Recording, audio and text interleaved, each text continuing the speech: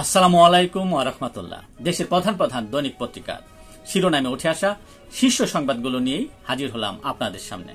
আশা করি সাথেই থাকবেন।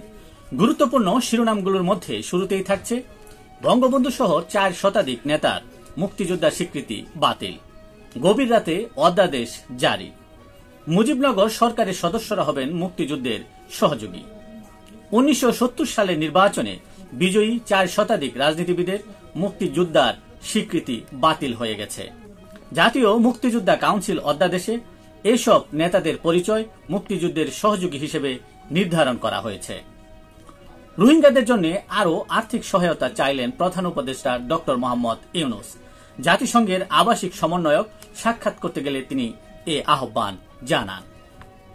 হুট করে বিপ্লবী বাজেট দেওয়া সম্ভব না বলে জানিয়েছেন অর্থ উপদেষ্টা। কালো টাকা সাদা করার বিধান পুনর্বিবেচনা করা হবে বলেও জানান তিনি। উপদেষ্টাদের বাজেট সাফাই, লক্ষ্যমাত্রা অর্জনে গাম জ্বলবে এনবিআরের। চাকরি অধ্যাদেশ পর্যালোচনায় উচ্চ পর্যায়ের কমিটি হচ্ছে বলে জানিয়েছেন আইন উপদেষ্টা আসিফ নজরুল।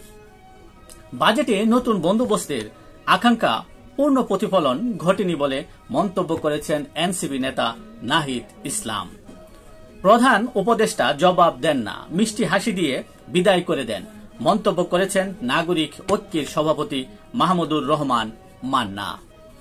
তত্ত্বাবধায়কের অধীনে স্থানীয় নির্বাচনের বিপক্ষে বিএনপি, পক্ষে জামায়াত ও এনসিপি।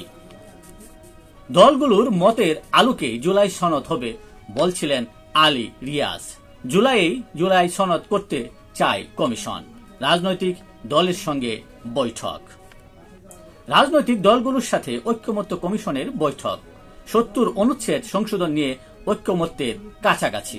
নারী আসনে ভোটের পদ্ধতি, বিরোধী দল থেকে সংসদীয় স্থায়ী কমিটির সভাপতি নির্ধারণ, তত্ত্বাবধায়ক সরকারের মেয়াদ ও কার্যবিধি নিয়ে ঐক্যমত্য হয়নি। শেখ হাসিনার বিরুদ্ধে গুমের অভিযোগ সালাউদ্দিনের, চাইলেন ন্যায় বিচার ও অপরাধীদের সর্বোচ্চ সাজা। দেশের প্রধান প্রধান দৈনিক পত্রিকার শিরোনামে উঠে আসা আন্তর্জাতিক খবরগুলোর মধ্যে শুরুতেই গুরুত্বপূর্ণ খবরগুলো হচ্ছে গাজায় খাবার নিতে আসা 27 ফিলিস্তিনিকে হত্যা, 8 দিনে 102 ক্ষুধার্তকে গুলি করে হত্যা করল ইসরায়েল। ইউক্রেনের সঙ্গে শান্তি আলোচনায় রাশিয়ার কঠোর শর্ত উপস্থাপন। আস্থা ভোটে হেরে পদত্যাগ করলেন মঙ্গোলিয়ার প্রধানমন্ত্রী। দুর্নীতির অভিযোগ নিয়ে গত কয়েকদিন ধরে চলা গণবিক্ষোভের পর এই আস্থা ভোট হয়।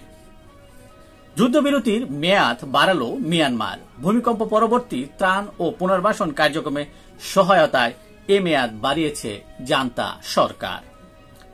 $200 বিলিয়ন সম্পত্তির বেশিরভাগই আফ্রিকায় দান করবেন বলে জানিয়েছেন বিল গেটস। এই ছিল দেশের প্রধান প্রধান দৈনিক পত্রিকার শিরোনামে উঠে আসা শীর্ষ সংবাদ, জানিয়ে এতক্ষণ আপনাদের মাঝে উপস্থিত ছিলাম। আজকের মতো এখানেই, আবারও দেখা হবে আগামীকাল অন্য কোনো গুরুত্বপূর্ণ খবর নিয়ে আপনাদের সাথে। সে পর্যন্ত অবশ্যই ভালো থাকবেন, সুস্থ থাকবেন। আসসালামু আলাইকুম ওয়া রাহমাতুল্লাহ।